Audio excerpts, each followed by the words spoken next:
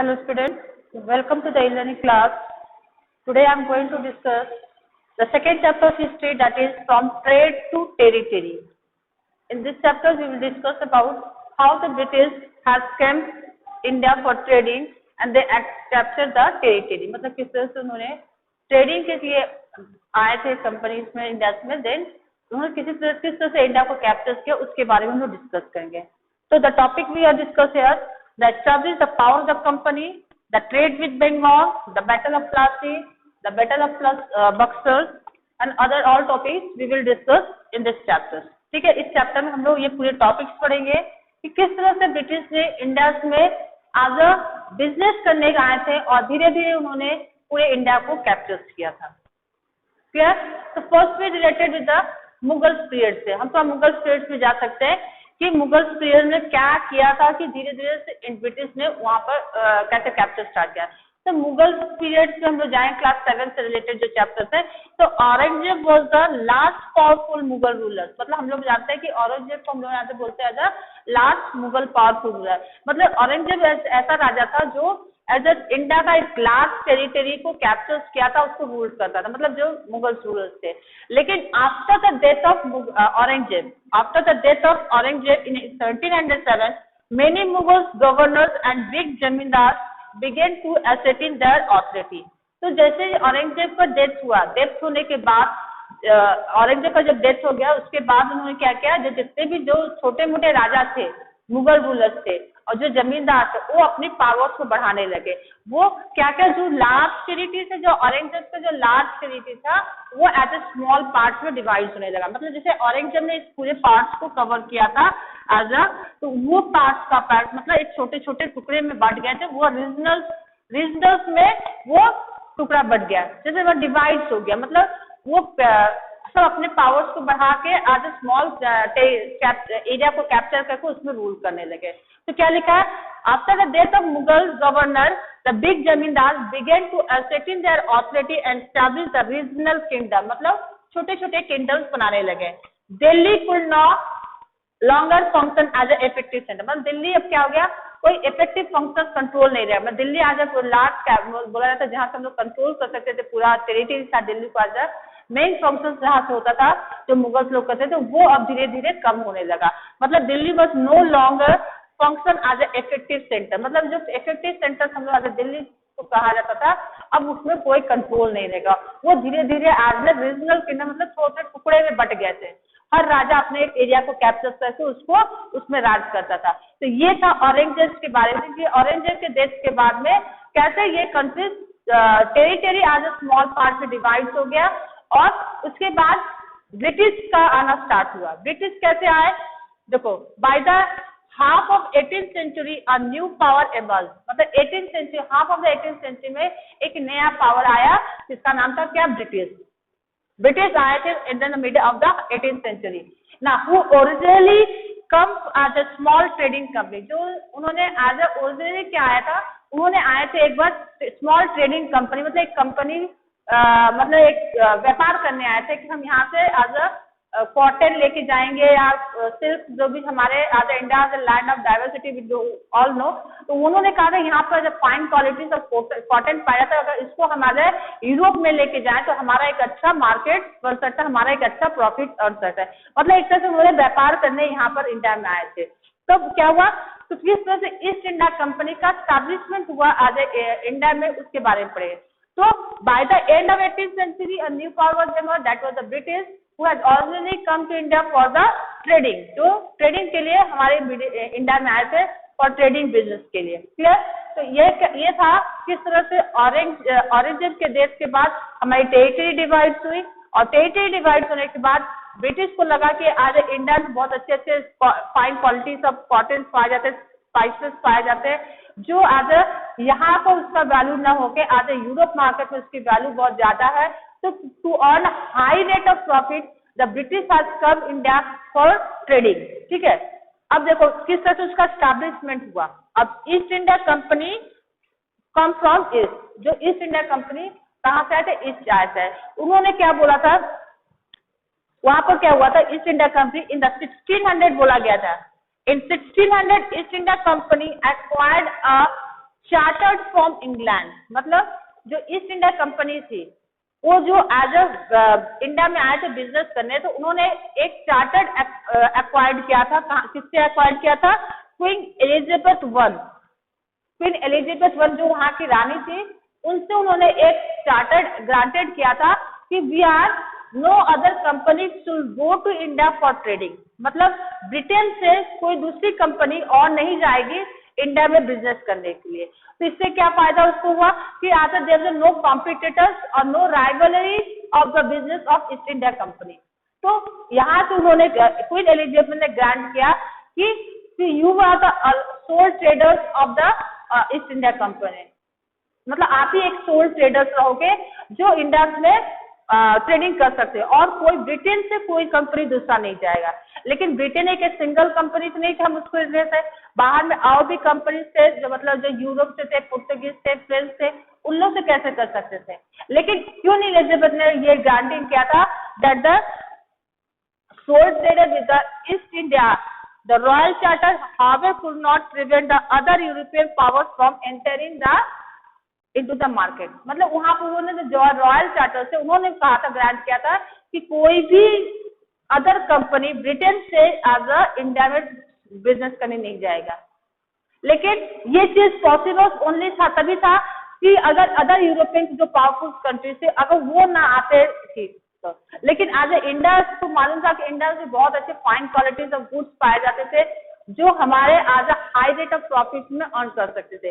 वही चीज था कि अदर कंपनीज को भी लगा, जो कंट्रीज थे उनको भी लगा कि हाँ यहाँ से हम मार्केट आज लो क्वालिटी में लो प्राइस में खरीद के आज हाई रेट में हम प्रॉफिट को बेच सकते हैं। तो यही चीज था जो हमारे बाहर से दूसरे कंपनीज दूसरे कंट्रीज भी हमारे इंडिया में बिजनेस करने के लिए आए, लेकिन उसको में कोई रिस्ट्रिक्शंस नहीं था क्योंकि हमारे ब्रिटेन जो क्वीन एलिजाबेथ जो ब्रिटेन से थी उनके से कोई कंपनी नहीं आती थी, बाहर कंट्री से उनका कोई कंट्रोल नहीं था, तो वो उसके ऊपर रोक नहीं लगा सकती थी।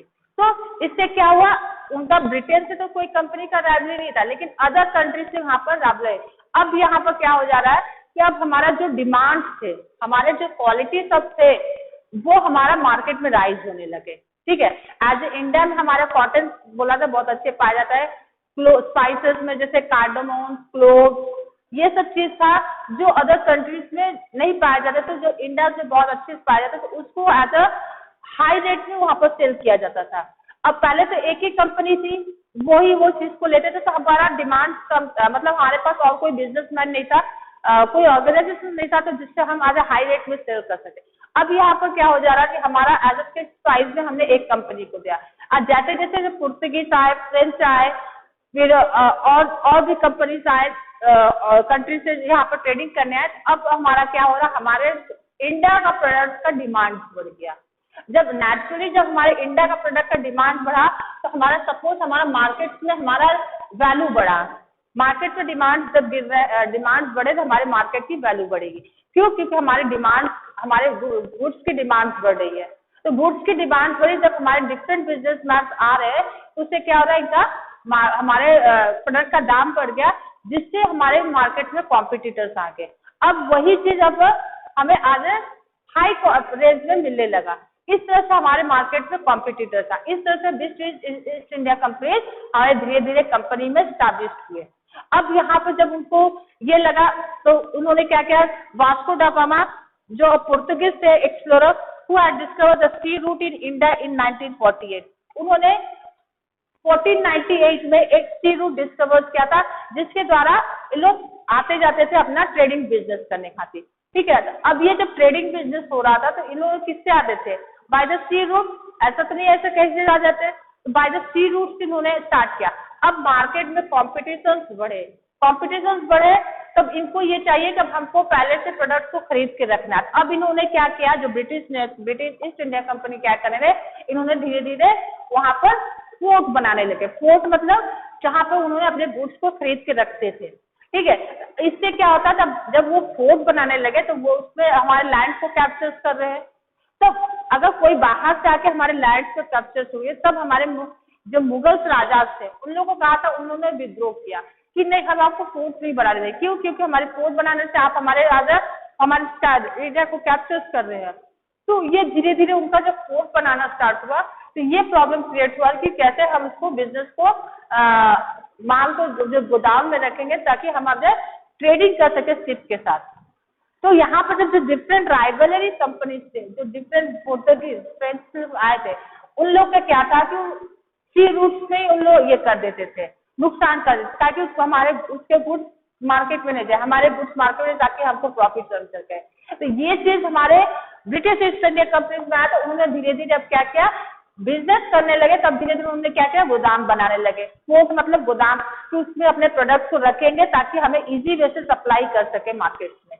ठीक है, मतलब हमारे पहले से प्रोडक्ट को खरीद करके और उसके बाद उसको सेल कर सके। तो नाउ स्टूडेंट्स, ये था कि किस तरह से ईस्ट इंडिया कंपनी हमारे इंडिया में आए थे एज अ ट्रेडिंग करने के लिए, उन्होंने धीरे धीरे एज अ टेरिटरी कैसे कैप्चर किया उसके बारे में हम डिस्कस करते हैं।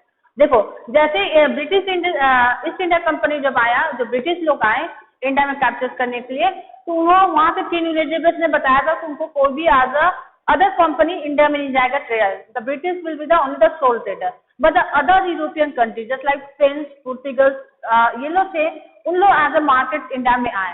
अब क्या हुआ, यहाँ पर the market was there was a competition in the Indian goods. Indian goods में कॉम्पिटिशन स्टार्ट हो गया कि क्योंकि इंडियन गुड्स इतनी फाइन प्रोडक्ट्स में थे कि सभी कंपिटिटर्स यहाँ पर जो थे, बाहर के जो पुर्तगाल फ्रेंच लोग थे, उन लोगों ने यहाँ इंडिया में आके उस गुड्स को लेने लगे। अब ये कॉम्पिटिटर्स से क्या हुआ, हमारा कॉम्पिटिटर्स और हमारे कंपनी हमारे मार्केट में आ रहे हैं, तो उससे क्या हो रहा है, हमारे मार्केट का डिमांड बढ़ा, इंडियन गुड्स की डिमांड बढ़ी, क्योंकि इनकी क्वालिटीज बहुत अच्छी होने की वजह से इनके डिमांड्स बढ़ रहे हैं। तो यहाँ पर कॉम्पिटिशन स्टार्ट होगा। अब कॉम्पिटिशन स्टार्ट होने से क्या हो रहा है, क्या आया कंपनीज में, क्या प्रॉब्लम्स आ रहे हैं। अब मार्केट में एक ही चीज के लिए कई कंपनीज आ गए हैं, तब यहाँ पर क्या प्रॉब्लम्स आ रहे हैं, the problem that interest in buying the same thing. जितने भी मार्केट में जो भी आए थे इंडियन से जो गुड्स लेने आए थे, जो कंपनीज बाहर से, फ्रेंच, पोर्टुगल्स, ब्रिटिश इंडिया, सब एक ही चीज को खरीदना चाहते थे। ठीक है, the fine quality of cotton the silk produce India is a big market in the Europe. तो जो फाइन क्वालिटी हम इंडिया से कॉटन लेके जाते यूरोप में, उसका बहुत बड़ा मार्केट था। Triple, cloves, cardamom, cinnamon to are the great demand. Competitors among the European company invalidly push up the prices at which the goods will be purchased. अब यहाँ पर इसके प्राइसेस के डिमांड बढ़ गए और सभी कंपिटिटर्स को अब ऐसा उसी गुड्स को खरीदना पड़ा था। अब क्या हो रहा है, the only the trading company flourish was eliminated by the rival competitor. अब क्या, जो डिफरेंट कंपनीज जो आए थे इंडिया में एज ए बिजनेस करने के लिए, अब उन लोग में राइवलरी आ गया, अब कॉम्पिटिशन था। अब उन लोग कैसे एक दूसरे अपने राइवल्स कंपनी को हरा सकते हैं, क्योंकि हमारे प्रोडक्ट्स से सेम है। अब उनको हराने के लिए उन्होंने क्या, उन्होंने नीति अपनाया, they also secure the market therefore to fight the battle between the trading company. अब उन्होंने क्या किया कि अब अपने को सिक्योर करने के लिए उन्होंने ट्रेडिंग कंपनी में एक दूसरे के राइवलरी बन गए।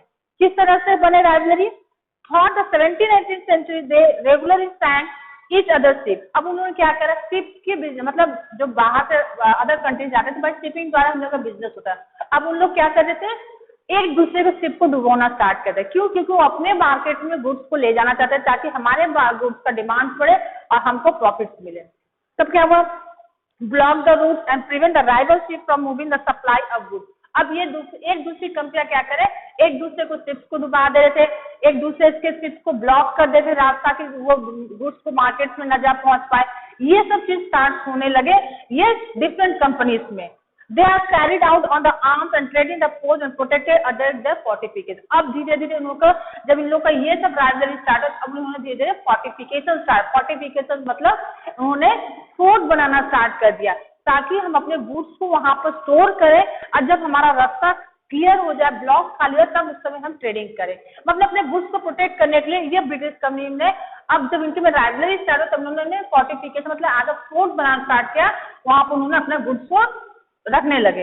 इस तरह से इन्होंने धीरे धीरे अब वहां पर एक लैंड को कैप्चर किया कि हम यहाँ पर फोर्ट बनाएंगे, एज अ वेयर हाउस की तरह अपने गुड्स को यहाँ पर रखेंगे। ठीक है, तो ये स्टार्टिंग था ट्रेडिंग से स्टार्ट। जब ट्रेडिंग करने आए तो हमको कुछ जरूरत है, चीज है जो चीज हमको यहाँ पर चाहिए, तो वो चीज स्टार्ट हुआ फोर्ट से। क्लियर ना, this efforts fortify the settlement and carry on the profitable trade and also led the intense conflict with the local rulers. अब ये फोर्ट बनाने से क्या हुआ, जो वहां का लोकल रूलर्स थे उनके बीच में कॉन्फ्लिक्ट स्टार्ट हो गया। क्यों? क्योंकि उनके जमीन को पर ब्रिटिश लोग कब्जा कर रहे थे और उसको वो अपना फोर्ट बनाया था। अब वो लोकल ट्रेडर्स जो थे, जो वहाँ पर लोकल राजा थे, उन लोगों को लगा कि हम लोग किस तरह से उसको बिजनेस को हम अपने लैंड को नहीं देंगे। तो इस तरह से हमारे ब्रिटिश लोग ने जो लोकल ट्रेडर के साथ कंफ्लिक्ट स्टार्ट हुआ और कंफ्लिक्ट के साथ हो गया, ये डिफिकल्टी प्रोड्यूस करने लगे कि अब हम कैसे इसको आज पॉलिटिक्स के साथ अलग कर सकते हैं। क्लियर समझ में आया कि किस तरह से as a British East India Company ने अपना स्टैब्लिशमेंट ट्रेडिंग बिजनेस स्टार्ट करते समय एज अ टेरिटरी स्टार्ट, मतलब एक छोटे से पार्ट से उन्होंने स्टार्ट किया कैप्चर करना। Now when next we will come, East India Company began a trade in Bengal. How the British East India Company began to trade in Bengal. किस तरह से ब्रिटिश ईस्ट इंडिया कंपनी ने बंगाल में पहला स्टार्ट किया अपना ट्रेडिंग करने के लिए। तो कैसे स्टार्ट किया? First English factory was set up on the bank of river Hooghly in 1651. अब उनको जब ब्रिटिश लोग को इस तरह का राइवलरी आने लगा, उन्होंने अपने वेयर हाउस बनाना स्टार्ट किया, फोर्ट बनाने से अपने गोदाउन में माल्स को स्टोर करने लगे। तो उन्होंने पहला फैक्ट्री कहाँ सेटअप किया? हुगली रिवर के पास इन ईयर 1651। इन 1651 में उन्होंने अपने हुगली रिवर के किनारे उन्होंने फोर्ट। क्यों उन्होंने हुगली रिवर के किनारे ही बनाना फोर्ट स्टार्ट किया? क्यों? कि वहां पर उनको कोई ट्रांसपोर्टिंग चार्ज नहीं देना पड़ेगा, उनको वो डायरेक्ट शिप में दे के डायरेक्ट उनको ट्रेडिंग कर सकते, इसलिए उन्होंने on the bank of the river के सामने फोर्ट स्टार्ट किया। तो क्या हुआ? This was the base from which the company traders known. अब यहाँ से उनकी कंपनी ट्रेडर्स को जाना जाता था। वो जितने भी ब्रिटिशर्स थे on the bank of reverse के किनारे अपने फोर्ट्स को बनाने लगे, फैक्ट्रीज में, ताकि वो एज अ वेयर हाउस की तरह उस माल को वहां पर स्टोर करें और जब जरूरत रहे उसको सप्लाई कर दें। ठीक है। Time as a by 1696 began to building a fort around the settlement. अब 1696 के बाद 1651 में पहला फोर्ट बना था और 1696 में उन्होंने अब वहां पर सेटलमेंट रहना स्टार्ट, मतलब अब वहां पर जैसा वहीं पर रहकर उन्होंने बिजनेस करना स्टार्ट कर दिया।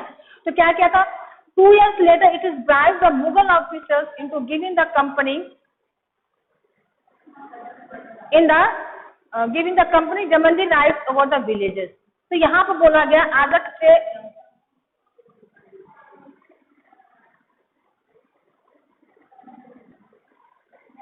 सॉरी, तो जिस तरह से उनका सेटलमेंट हुआ फैक्ट्री था, उसमें क्या करा?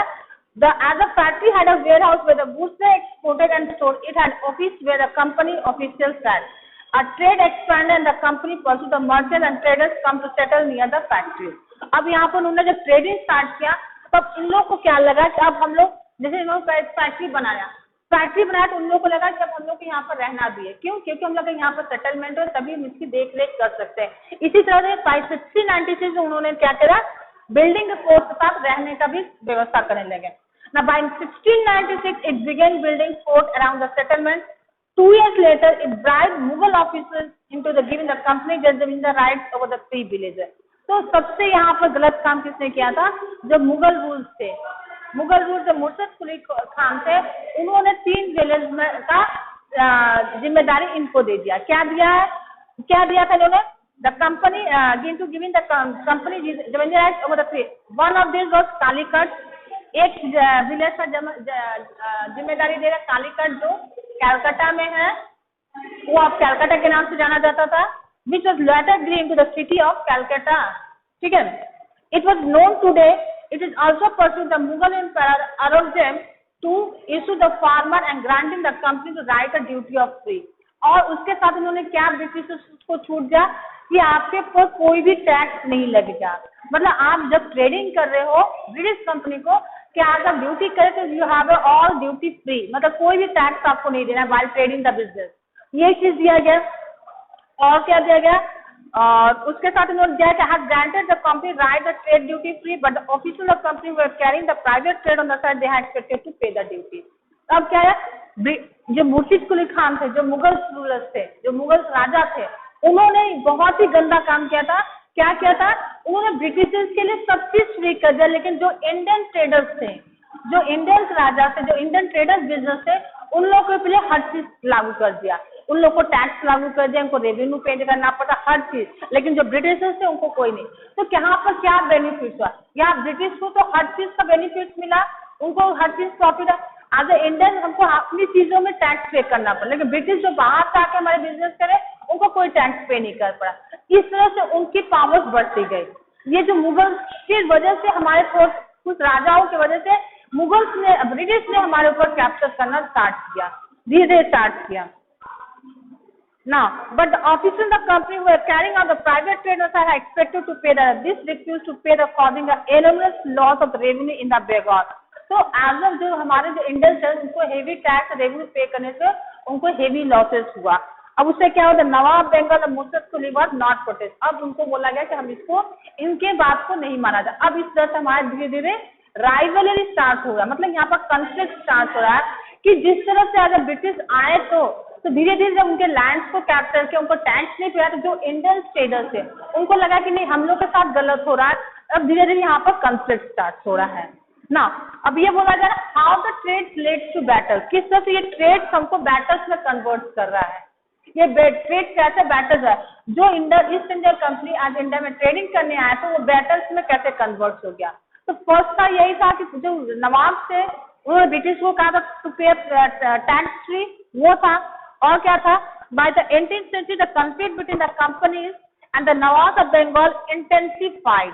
मतलब 18th century तक जब धीरे धीरे ये प्रचार हो गया कि ब्रिटिश कंपनीज को खुद भी टैक्स नहीं देना का, कोई रेवेन्यू नहीं कलेक्ट करना पड़ा और हेवी लॉसेस होने के बाद 18th century जो अदर नवाब थे, कुछ नवाब की वजह से ब्रिटिश लोग को जस्टिफाइड मिला, मतलब छूट मिली थी, लेकिन जो कुछ और नवाब थे वो इसके खिलाफ थे। तो उसके समय क्या हुआ, the conflict between the company and the Nawab of Bengal intensified. मतलब जो इंडियन कंपनी थे और जो नवाब ऑफ बंगाल के बीच में ये हो गया, लड़ाई हो गया कि कन्फ्लिक्ट हो गया कि आप हम आपकी बात को नहीं मानेंगे।